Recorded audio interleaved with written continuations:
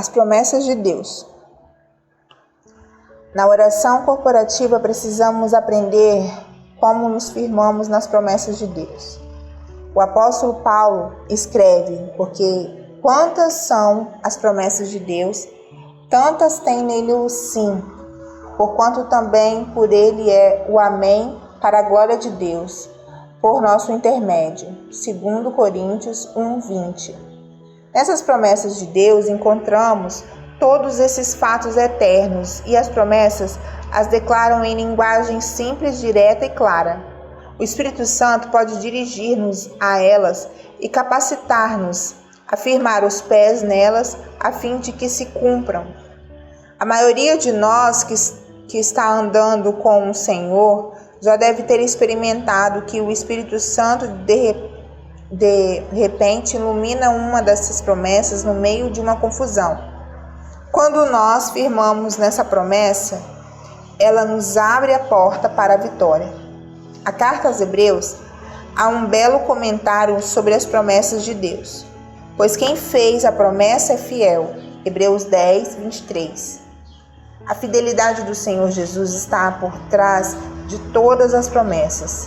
O apóstolo Pedro escreve: pelas quais nos têm sido doadas as suas preciosas e muito grandes promessas, para que por elas vos tornei coparticipantes da natureza divina. 2 Pedro 1:4. Toda vez que você recebe uma promessa e se firma nela, e vê sendo cumprida, recebe alguma coisa a mais do Senhor em seu interior. Tia Ela e a máquina de costura. Eu não aprendi essa lição de algum grande pregador, mas de uma irmã idosa que eu conhecia pelo nome de Tia Ela. A maioria das pessoas da igreja achava que ela era meio doida. Ela tinha sido cantora de ópera e costumava dar aulas de canto à minha irmã. Eu passava na casa dela e pegava minha irmã para voltar para casa comigo. Na época eu tinha apenas 13 anos e fora salva havia não mais do que um ano. Quando cheguei à casa da tia Ela, bati na porta e ela me disse que minha irmã já havia saído. Então me perguntou: por que você não entra e toma uma xícara de chá?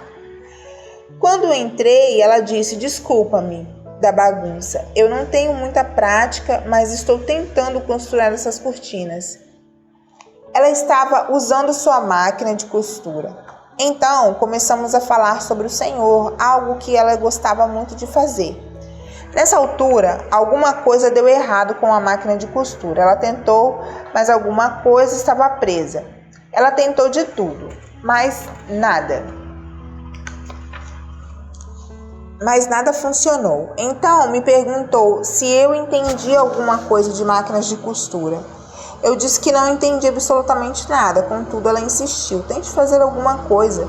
Eu tentei, mas sem sucesso. Em minha opinião, ela estava totalmente travada. Aí ela disse algo que eu nunca mais esqueci: nós precisamos orar ao nosso Pai Celeste. Com isso, ajoelhou-se na frente da máquina de costura e, apontando para o chão, me disse: ajoelhe.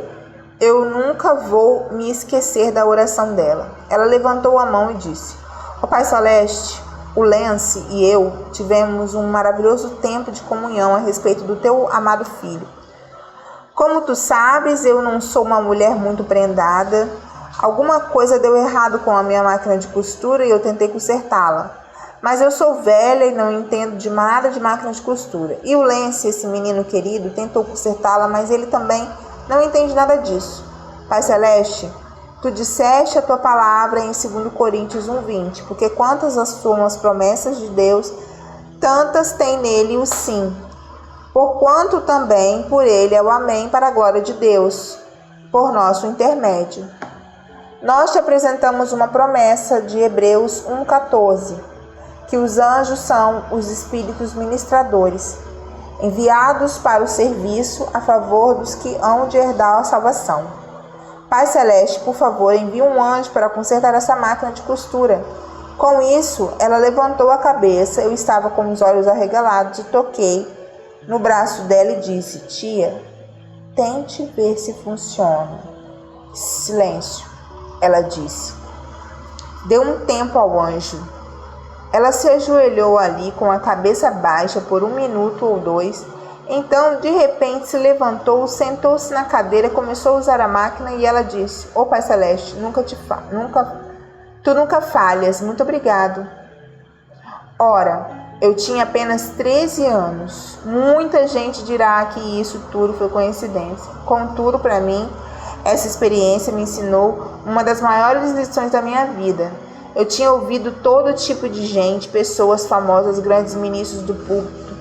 Eles nunca significaram para mim mais do que a pessoa que ministrava mensagens maravilhosas. Na verdade, eu nunca esperei que daquilo que eles diziam, 2/3 fossem coisas que funcionassem. E acho que outros que ouviam também não esperavam mais do que isso. Eu estava deslumbrado com o que tinha acontecido. Uma irmã idosa, considerada meia doida por muitos, tomou uma promessa de Deus, firmou-se nela e viu o seu cumprimento. Isso mudou a minha vida, porque mudou a minha atitude para com a palavra de Deus e com as suas promessas. Se Ele pode fazer isso por tia ela, com toda certeza, podia fazer isso por mim também. Eu sempre dizia a tia ela que tinha aprendido com ela uma verdade simples, mas extremamente importante. Que você pode agarrar uma promessa da palavra de Deus com base naquilo que Ele mesmo disse e colocá-la à prova. Na oração corporativa precisamos estar ativos e atentos ao Espírito Santo para que Ele, a qualquer momento, possa dirigir-nos a alguma promessa.